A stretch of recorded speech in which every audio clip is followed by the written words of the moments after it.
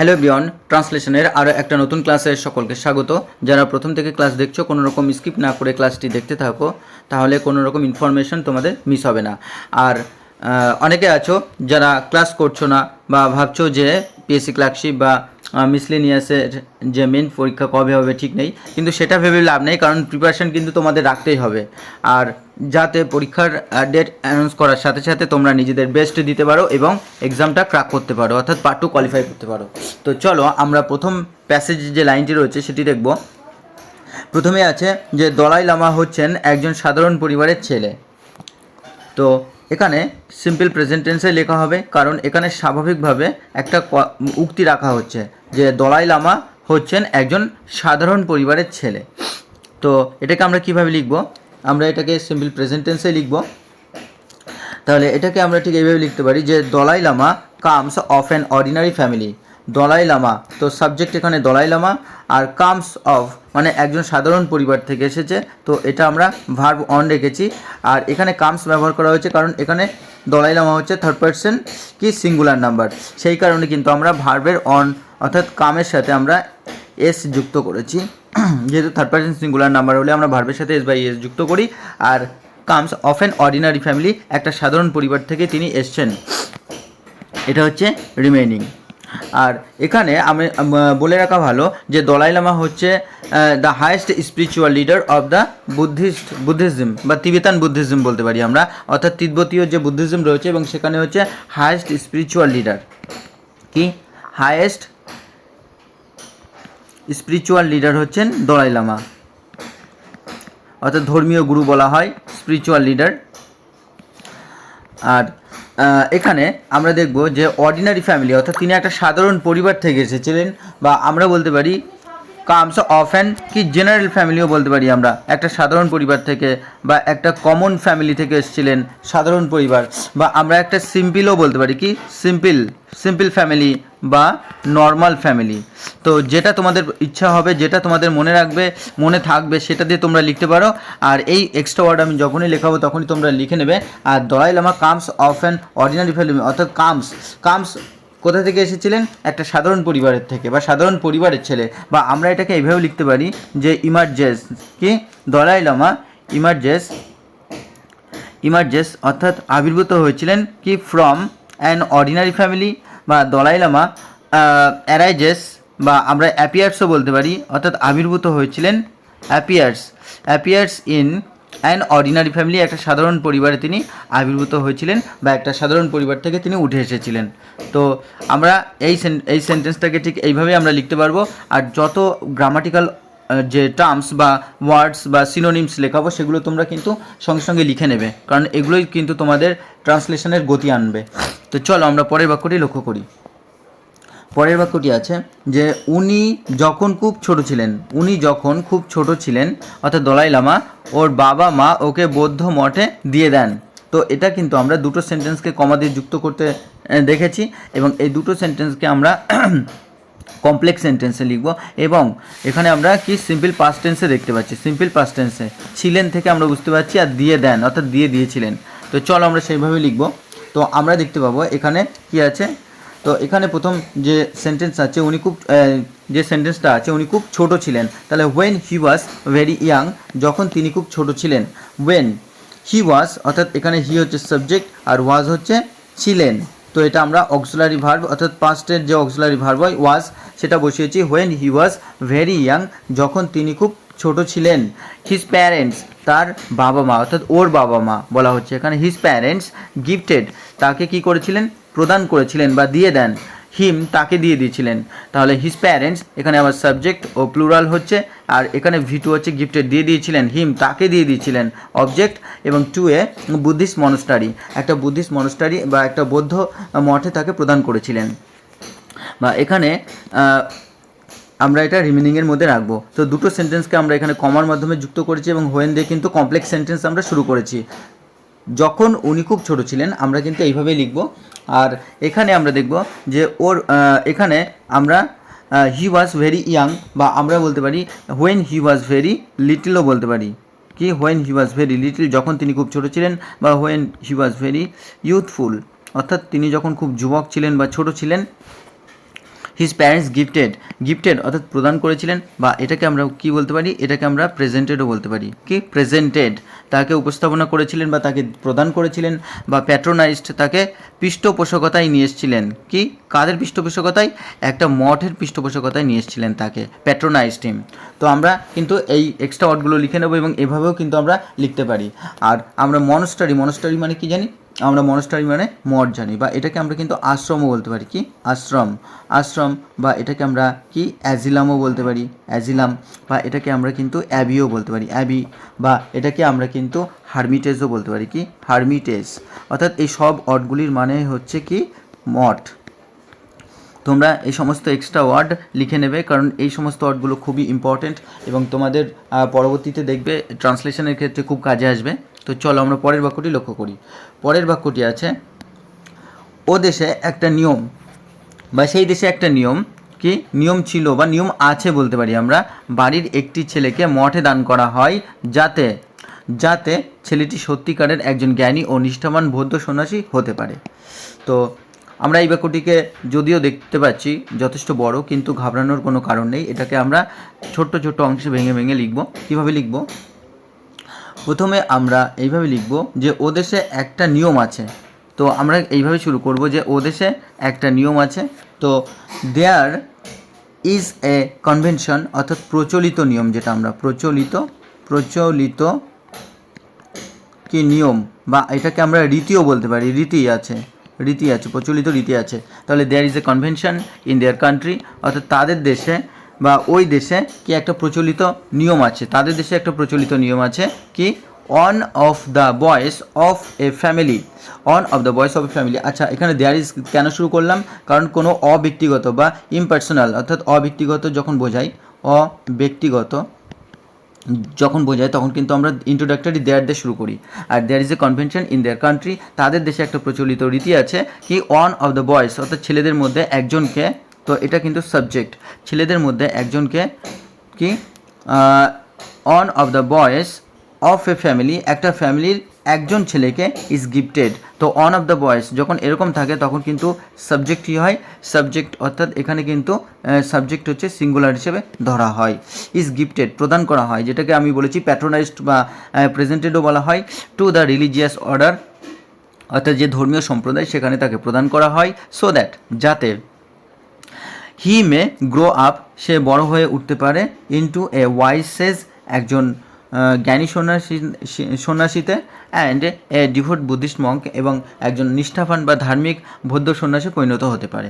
তো আমরা দেয়ার is a convention, বা আমরা বলতে পারি দেয়ার ইজ এ কাস্টম, অর্থাৎ প্রচলিত রীতি, বা দেয়ার ইজ এ ম্যানার। এই ওয়ার্ডগুলির সাথে আমরা আরও বেশি পরিচিত। তো এই ওয়ার্ডগুলো তোমরা লিখে নিতে পারো, কারণ এই ওয়ার্ডগুলিতেও তোমরা লিখতে পারবে। আর এখানে আমরা দেখব রিলিজিয়াস অর্ডার, অর্থাৎ ধর্মীয় সম্প্রদায়, বা আমরা এটাকে কিন্তু রিলিজিয়াস,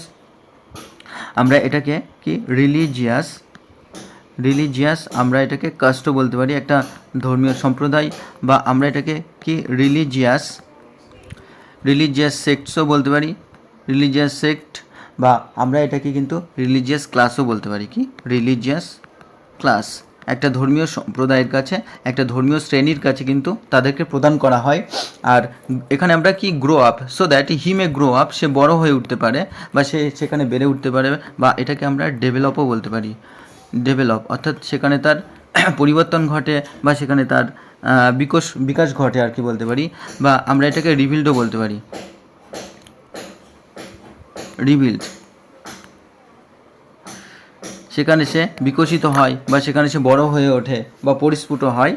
আর কি ওয়াইজ হচ্ছে জ্ঞানী, বা এটাকে আমরা লার্নডও বলতে পারি। লার্নড অর্থাৎ জ্ঞানী হয়ে ওঠে, বা আমরা জুডিশিয়াসও বলতে পারি। কি জুডিশাস, বা এটাকে আমরা এনলাইটেন্ডও বলতে পারি। এনলাইটেন্ড জ্ঞানী হয়ে ওঠা, বা আমরা এটাকে স্যাগাসাসও বলতে পারি। স্যাগাসাস। তো এই সমস্ত ওয়ার্ড তোমরা লিখে নেবে। আর ডিভোট হচ্ছে ধর্মনিষ্ঠ, বা যাতে তিনি ধর্মপ্রাণ বা নিষ্ঠাবান হতে পারেন, বা এটাকে আমরা ডিভোটেডও বলতে পারি। কি ডিভোটেড, বা ডিভোট, বা অর্থোডক্সও বলতে পারি। অর্থোডক্স। তো এই সমস্ত ওয়ার্ড তোমরা লিখে নিও, যতগুলো ওয়ার্ড এখানে লেখালাম বা যতগুলো তোমাদেরকে গ্রামাটিক্যাল টার্মস বললাম, এগুলো অবশ্যই তোমরা ভালো করে লিখে নেবে এবং মনে রাখবে, কারণ এগুলো কিন্তু প্রচুর হেল্প করবে তোমাদের পরবর্তীতে। তো চলো পরের বাক্যটি আমরা দেখি। পরের বাক্যটি আমরা দেখব, সে কখনো আর বাবা মায়ের কাছে ফিরে যেতে পারবে না। ফিরে যেতে পারবে না। তো এখান থেকে কিন্তু আমরা কি দেখতে পাচ্ছি, এখান থেকে আমরা কিন্তু ফিউচার টেন্সের ইঙ্গিত পাচ্ছি। ফিউচার টেন্স, বা এটা আমরা অন্যরকমভাবেও লিখতে পারি। চলো দেখা যাক। তো এই বাক্যটিকে আমরা এইভাবে লিখতে পারি যে যদি সে একবার কখনো আসে বা মনস্টারিতে আসে, সে কিন্তু কখনো আর সেখানে ফিরে যেতে পারে না। তাহলে অনস অর্থাৎ একদা বা যদি একবার, গিভেন টু দ্য মনস্টারি, তাকে মনস্টারিতে প্রদান করা হয়, অর্থাৎ তাকে মঠে বা আশ্রম বা অ্যাজলাম বা অ্যাবিতে প্রদান করা হয়, গিভেন বা দেওয়া হয় বা গিফটেড করা হয়। অনস গিফটেডও বলতে পারি আমরা, গিফটেড বা প্রেজেন্টেডও বলতে পারি আমরা, টু দ্য মনস্ট্রি বা টু দ্য অ্যাজিলাম বা abbey. He can never again return, সে আর কখনোই, তাহলে এখানে সাবজেক্ট হচ্ছে হি আর ক্যান হচ্ছে এখানে কি আমরা জানি মোডাল ভার্ব, আর নেভার অর্থাৎ কখনোই, এগেন পুনরায়, সে আবার কখনো পুনরায়, রিটার্ন হচ্ছে এখানে V1, যেহেতু মোডাল অক্সিলারির পরে আমরা V1 বসাই, সে পুনরায় কখনোই ফিরে যেতে পারে না টু হিজ প্যারেন্টস, তার বাবা মায়ের কাছে, as a member of the family, অর্থাৎ ওই পরিবারের সদস্য হয়ে সে আবার কখনো তার বাড়িতে ফিরে যেতে পারে না। তো আমরা কিন্তু এইভাবেই সেন্টেন্সটাকে লিখব। তাহলে কি হলো, সে যদি কখনো, তাকে যদি কখনো মনস্টারিতে অর্থাৎ মঠে প্রদান করা হয় বা তাকে পৃষ্ঠপোষকতায় আনা হয় মঠের, তাহলে সে আবার পুনরায় কখনো তার বাড়িতে পিতামাতার কাছে ফিরে যেতে পারে না একজন সদস্য হিসাবে। তো এখানে কিন্তু আমরা এইভাবেই লিখব এই সেন্টেন্সটাকে।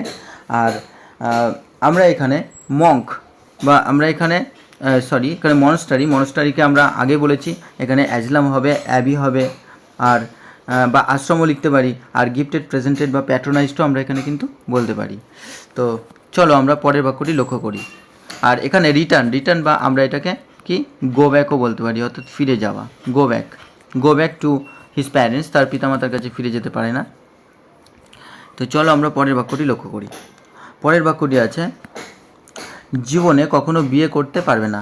তাহলে কি আমরা এইভাবে বলতে পারি, এমনকি তাকে জীবনে কখনো বিয়ে করার অনুমতি দেওয়া হয় না। তো চলো দেখি বাক্যটিকে এইভাবেই লিখব যে জীবনে কখনো বিয়ে করতে পারবে না, হি ইজ নট অ্যালাউড, এমনকি তাকে অনুমতি দেওয়া হয় না। তাহলে he is not allowed to marry either, এমনকি তাকে কখনো বা বিয়ে করার অনুমতিও তাকে দেওয়া হয় না। বা he is not permitted he is not permitted to marry, or he is not approved বা আমরা বলতে পারি he is not consented অনুমতি প্রদান করা হয় না, he is not authorized।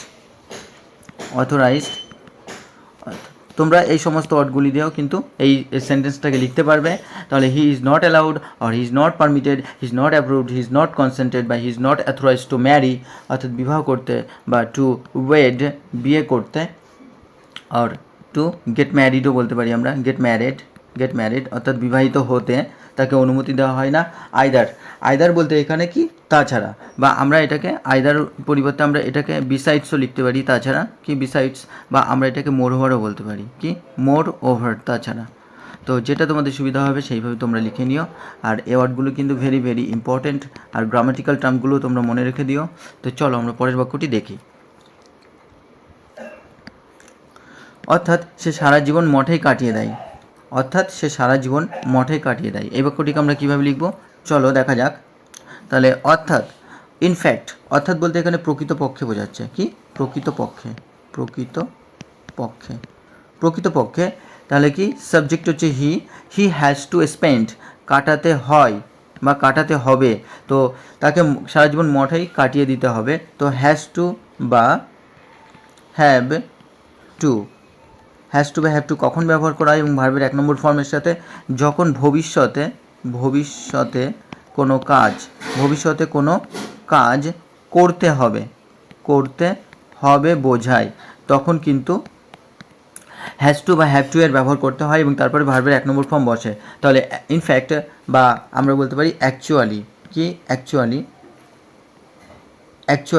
কি he has to spend his entire life বা হোল লাইফ, তার সমগ্র জীবন কাটাতে হবে অ্যাজ এ পার্মানেন্ট ইনমেট, একজন পার্মানেন্ট ইনমেট হিসাবে, অ্যাজ এ পার্মানেন্ট ইনমেট বা একজন একজন মঠবাসী হিসাবে বা সেখানকার বাসিন্দা হিসাবে অফ দ্য মনস্ট্রি, ওই মঠের একজন পার্মানেন্ট বাসিন্দা হিসাবে কিন্তু তার সারা জীবন কাটাতে হবে। তো ইনফ্যাক্ট বা আমরা এটাকে কি বললাম, অ্যাকচুয়ালি মানে প্রকৃতপক্ষে, বা এটাকে আমরা বলতে পারি ট্রুলি, অর্থাৎ প্রকৃতপক্ষে বা অর্থাৎ স্পেন্ড তাকে কাটাতে হবে, বা আমরা লাইভে বলতে পারি কি হি হ্যাজ টু লাইভ বা he has to pass away, তাকে কাটাতে হবে। স্পেন্ড লাইফ বা পাস অ্যাওয়ে, আর এন্টায়ার লাইফ বা আমরা এটাকে কী বলি, হোল লাইফ, সমগ্র জীবন, বা এটাকে আমরা ফুল লাইফও বলতে পারি, ফুল লাইফ, বা আমরা এটাকে কিন্তু টোটাল লাইফও বলতে পারি, টোটাল লাইফ। সুতরাং এগুলি তোমরা মনে রাখবে। আর পার্মানেন্ট অর্থাৎ আমরা এটাকে পার্মানেন্ট বা আমরা বলতে পারি ফিক্সড, কি অ্যাজ এ ফিক্সড বা অ্যাজ এ পার্মানেন্ট ইনমেট বা অ্যাজ এ স্টিল কেন সে ওখানেই তাকে থাকতে হয় স্থায়ী হিসাবে, বা অ্যাজ এ স্টেবল ইনমেট, একজন স্থায়ী বাসিন্দা হিসাবে, বা আমরা ইনমেটকে এইভাবে বলতে পারি অ্যাজ এ ইনহ্যাবিট্যান্ট বলতে পারো ইনমেটকে। তো চলো আমরা পরের বাক্যটি লক্ষ্য করি। পরের বাক্যটি আছে, এদের মধ্যে যিনি শ্রেষ্ঠ তাকে দেশের লোক জীবিত ঈশ্বর মনে করে, যেমন দলাই লামা। তো এটাকে আমরা কিভাবে লিখব, তো চলো দেখা যাক। তো এই বাক্যটিকে আমরা ঠিক এইভাবে লিখব যে এদের মধ্যে যিনি শ্রেষ্ঠ, তাহলে দ্য নোবেলেস্ট অ্যামং দেম, এদের মধ্যে যিনি শ্রেষ্ঠ, দ্য নোবেলেস্ট অর্থাৎ শ্রেষ্ঠ, অ্যামং দেম তাদের মধ্যে, ইজ কনসিডার্ড মনে করা হয়। তো এটা কিন্তু আমরা প্যাসিভ ভয়েসে লিখছি, সিম্পল প্রেজেন্ট টেন্সে প্যাসিভ ভয়েসে লিখছি। The living god by the people of the land, ওই দেশের মানুষের দ্বারা বা ওই দেশের মানুষ তাকে কি শ্রেষ্ঠ, এদের মধ্যে যারা শ্রেষ্ঠ তাকে জীবিত ঈশ্বর মনে করেন। তো the noblest among them is considered অর্থাৎ তাদের মধ্যে শ্রেষ্ঠ যিনি, ইজ কনসিডার্ড তাকে মনে করা হয়, দ্য লিভিং গড মনে করা হয়, by the people of the land ওই দেশের মানুষের দ্বারা। Dalai Lama is such a one, অর্থাৎ যেমন দলাই লামা তাদের মধ্যে একজন বা এইরকমই একজন, বা আমরা বলতে পারি দ্য নোবেলেস্ট, বা আমরা বলতে পারি দ্য বেস্ট, বা আমরা বলতে পারি দ্য গ্রেটেস্ট অ্যামং দেম। তাহলে বেস্ট, গ্রেটেস্ট বা আমরা নোবেলেস্টও বলতে পারি। আর কনসিডার্ড অর্থাৎ বিবেচনা করা হয় বা তাকে মনে করা হয়, বা আমরা এটাকে থটও বলতে পারি, থট মনে করা হয়, বা আমরা এটাকে বলতে পারি কি লুকড অন অর্থাৎ মনে করা হয় বা বিবেচনা করা হয়, বা বিলিভড তাকে ধরে নেওয়া হয় বা তাকে বিশ্বাস করা হয়। আর কি দলাই লামা, এখানে কিন্তু দুটো সেন্টেন্স আছে এবং পরের যেমন দলাই লামা, আর Dalai Lama is such one অর্থাৎ এমন একজন। তো চলো আমরা পরের বাক্যটি দেখি।